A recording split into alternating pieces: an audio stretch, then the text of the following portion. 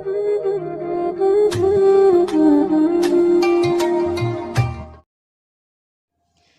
ये आज हम बनाने लगे हैं रेसिपी उसकी चावलों के सेव की।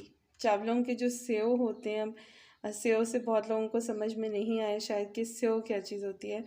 तो आप इसको उर्दू में समझने के लिए कह सकते हैं कि चावल के पापड़। लेकिन पापड़ जो होते हैं वो शेप में थोड़े फैले हुए होते हैं, और ये जो है ये स्टिक्स की तरह से होंगे। तो इसके लिए अब हम सबसे पहले टोटा चावल लिए हैं हमने, टुकड़ा चावल, टोटा चावल यानी जो बड़े चावलों का लेफ़्ट ओवर होता है, उसमें छोटे छोटे चावल होते हैं। तो ये वो चावल आप इसके लिए लेंगे इस रेसिपी के लिए। तो अब हम चावलों को नापना शुरू करते हैं। ग्लास है स्टील का हमारे पास, उसमें हम चावल डालेंगे, और हम इसके लिए तकरीबन 3 ग्लास चावल लेंगे।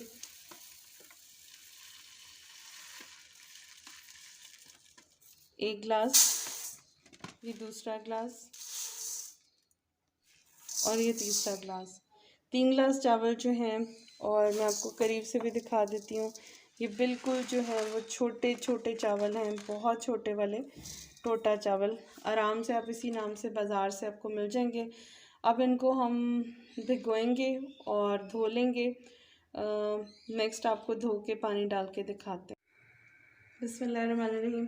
अच्छा, चावलों के सेव बनाने के लिए मैंने क्विकेस्ट मेथड जो है वो मैं यूज़ कर रही हूँ। इसमें बस 3 इंग्रेडिएंट्स डलेंगे। एक सुरख मिर्चें डलेंगी, और एक इसमें डलेगा नमक अकॉर्डिंग टू टेस्ट। मिर्चें इसमें डलेंगी 2 टीस्पून, और 2 टीस्पून ही हम इसके अंदर डालेंगे सफ़ेद वाला ज़ीरा। तो प्रेशर कुकर हमने रख दिया है। प्रेशर कुकर के बगैर भी ये बन सकते हैं, और आंच हमने ऑन कर दी है। प्रेशर कुकर कर दिया है। 3 ग्लास चावल जो हैं वो हमने टोटा चावल धो लिए, और धो के अब प्रेशर कुकर में मैं डाल रही हूँ, ताकि ये क्विकली जो है रेसिपी बन जाए। मेरे चावल भिगोए नहीं थे, इसलिए मैं इनको जल्दी काम हो जाए तो मैं प्रेशर लगा रही हूँ। प्रेशर मैं इसको लगाऊंगी 4 मिनट का, यानी कि जब इसका विसल चलना शुरू होगा तो उसके बाद 4 मिनट वो चलेगा विसल इसका। तो फिर हम चूल्हे को बंद कर देंगे और खोल के चावलों को घोट लेंगे, और घोटने के बाद इससे मज़ेदार क्रैकर या सेव जो है वो तैयार होंगे। अच्छा, ये मैंने इसमें डाल दिया, और अब मैं इसमें डाल रही हूँ ज़ीरा। फिर मैं डाल रही हूँ इसके अंदर सुरख मिर्च पिसी हुई 2 टीस्पून, और 2 टीस्पून ही मैं इसके अंदर डाल रही हूँ हिमालयन पिंक सॉल्ट। और अब मैं एक चम्मच लेके इन सब चीज़ों को मिक्स कर दूँगी।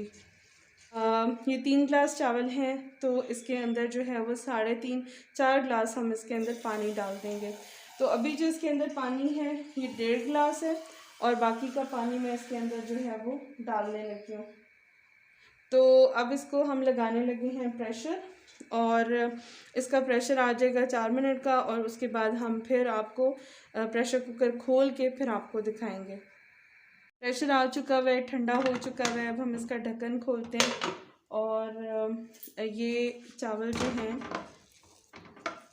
ये गल तो गए हैं, लेकिन अभी उस कंसिस्टेंसी में नहीं आए ये जैसे कि हमें चाहिए। तो हम क्या करेंगे कि हम इसमें थोड़ा सा पानी भी डालेंगे, और मैं अब इसको क्या करने लगी हूँ कि मैं ब्लेंडर में इसके आधे चावल जो है वो डाल लूँगी।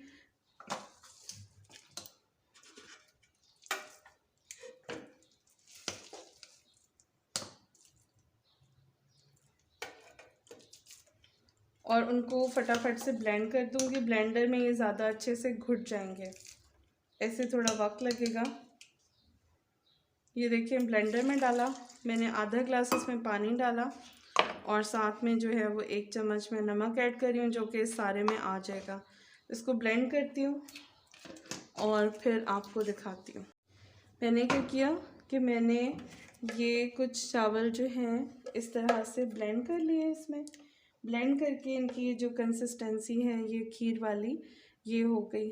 अब इसमें मैं क्या करूँगी कि ये जो प्रेशर कुकर में ये जो बैच पड़ा हुआ है, इसमें से फिर मैं आधे चावल इसमें इस पीसे हुए चावलों में इसी तरह डाल दूँगी, और बाकी के आधे जो है वो मैं दोबारा ब्लेंडर में ब्लेंड कर लूँगी। ब्लेंडर में नीचे पानी डालना ज़रूरी है, वरना आपका ब्लेंडर जो है वो चलने में प्रॉब्लम करेगा। तो थोड़े पिसे हुए चावल और थोड़े गले हुए चावल, ये एग्जैक्ट कंसिस्टेंसी होगी जो हमें चाहिए होगी। और इससे क्वांटिटी ज़्यादा होने से 1 किलो चावलों में आपकी अच्छी खासी जो है वो चावलों के सेव तैयार हो जाएंगे। अब इसको ब्लेंड करते हैं और फिर आपको दिखाते हैं। ये अब इसके अंदर हमने डाल दिए, लेकिन अब क्या हुआ है कि ये चावल और इसका ये मटेरियल ना नीम गरम सा है, तो मैंने इसके नीचे दोबारा चूल्हा जला दिया और ये अब वो कंसिस्टेंसी हो गई है जो हमें चावलों के सेव बनाने के लिए चाहिए। और इसमें एक थोड़ा सा शाइन और ग्लेज़ के लिए इसके अंदर 1 चम्मच जो है वो मैं देसी घी भी ऐड करूँगी इन चावलों में। तो देसी घी आप मुझे दे दें, तो वो मैं इनमें डालूँगी।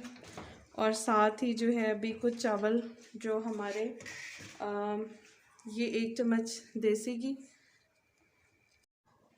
अच्छा जी, हमने क्योंकि इसके अंदर पानी बहुत ऐड हुआ, हमने इसको ग्राइंड किया, तो नमक और मिर्च जो है वो काफ़ी फीका लग रहा था, तो हमने अपनी फैमिली के टेस्ट के अकॉर्डिंग इसके अंदर 1-1 टीस्पून नमक और मिर्चें जो हैं वो ऐड की हैं। आपको भी ऐसे ही करना पड़ेगा। आप जब इसको पीसेंगे और इसकी क्वांटिटी बढ़ जाएगी तो नमक मिर्च को आपको चख के बैलेंस करना होगा, क्योंकि पके हुए चावल हैं। अब आ जाती है बारी नेक्स्ट प्रोसेस की। ये मैं आपको दिखाती हूँ कि मैंने ये 2 जो बर्तन हैं इनके अंदर घी लगा लिया है, इस तरह से इसको ग्रीस कर लिया है। और इसी तरह ये भी एक बड़ी सीनी थी मेरे पास, इसको भी मैंने ग्रीस कर लिया हुआ है। और ये मेरे पास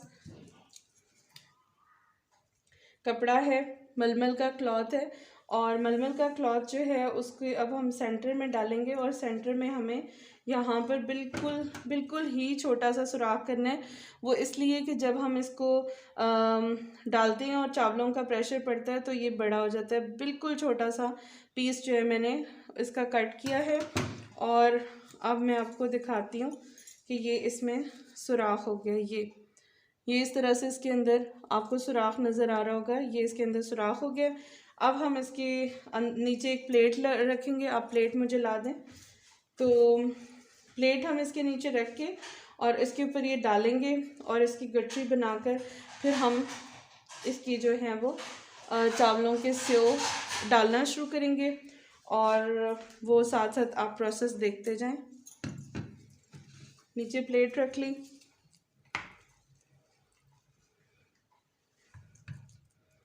इस तरह करके। और ये काम आपको गरम चावलों में ही करना होगा। चावल ठंडे हो जाएं तो वो स्टिकी हो जाते हैं और उनका निकलना मुश्किल हो जाता है। ये इस तरीके से, ये देखिए, ये इसमें से खुद ब खुद सुराख में से अब ये निकलने को तैयार है।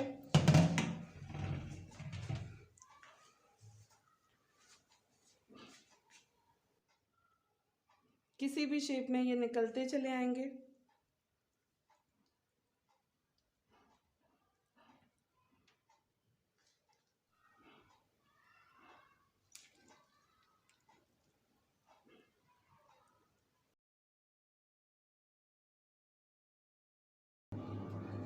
लेकिन ये आपने इसमें याद रखना है कि गरम गरम में ही ये आप कर पाएंगे। अगर ये मटेरियल ठंडा हो जाएगा तो फिर इसको ये जमना शुरू हो जाएगा, गाढ़ा होना शुरू हो जाएगा और आप इसको इस तरह से नहीं बना सकेंगे। अच्छा, ये जो है हम बाहर टेरेस पे आ गए हैं धूप में। ये इस तरह से सारी जो ट्रेज़ हैं, ये वो वाली ट्रे है जो हमने पाइपिंग बैग से बनाई थी। ये थोड़ी पतली बनी है। और ये सारी जो हैं ये कपड़े से बनाई थी, ये थोड़ी सी थिक है। इसी तरह से ये गोल्ड ट्रे है, इस तरह से ये गोल्ड ट्रे है।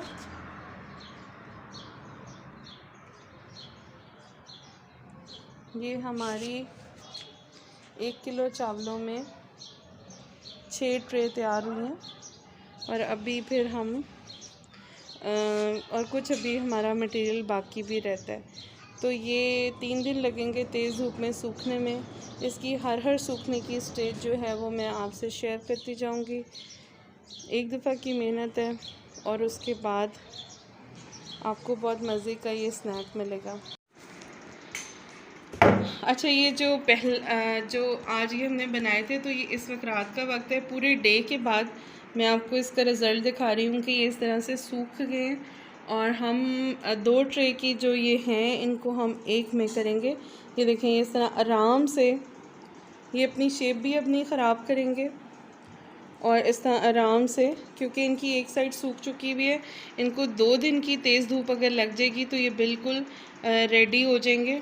और फिर हम इनको तीसरे दिन आपको फ्राई करके दिखाएंगे। तो ये पहले दिन रात का रिज़ल्ट है।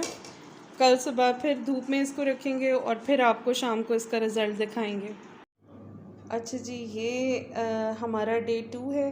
डे 2 पे जो है इसकी ये कंडीशन हुई है।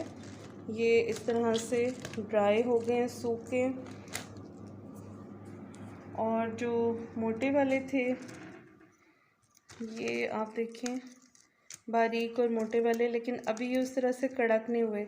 अगर अभी भी हम इनको फ्राई करें तो ये फ्राई तो हो जाएंगे, लेकिन अभी इनके अंदर नमी बाकी है। तो एक दिन की धूप इनको जो है वो हम और दिखाएंगे। और ये 4 ट्रे सूखने के बाद हमने इन सारे को एक में शिफ्ट कर दिए। और अभी हमारी जो है वो ये ऐसे 1 2 3 4 5, ये 5 ट्रेज़ हमारी मज़ीद जो है वो प्रोसेस में है। ये सूख रही हैं क्योंकि जो बाकी का मटेरियल बचा था उससे हमने ये बना दिया। तो अब हम कल की धूप दिखा के फाइनल आपको कल रिज़ल्ट जो है वो दिखाएंगे।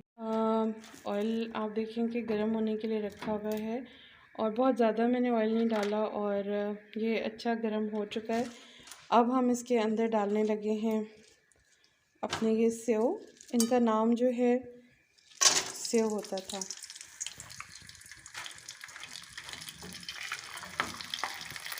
ये देखिए, ये फूलना शुरू हो जाएंगे।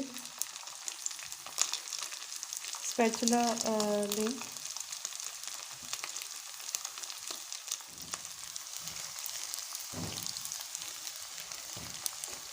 स्पैचुला के साथ हम इसलिए कर रहे हैं कि कुछ भी बीच में रह ना जाए।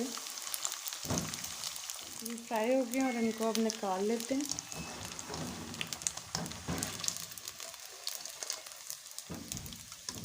निकाल के इनको टिश्यू पेपर पे डाल लेते हैं।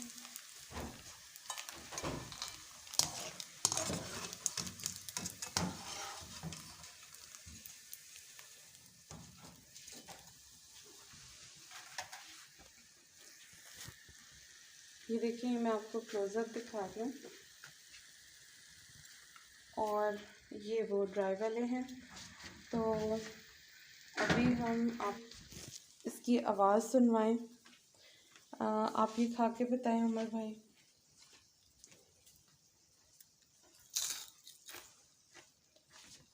होपफुली आपने आवाज़ सुनी होगी, बहुत क्रंची और क्रिस्पी आवाज़। एक दफ़ा फिर मैं आपको आवाज़ सुनवाती हूँ।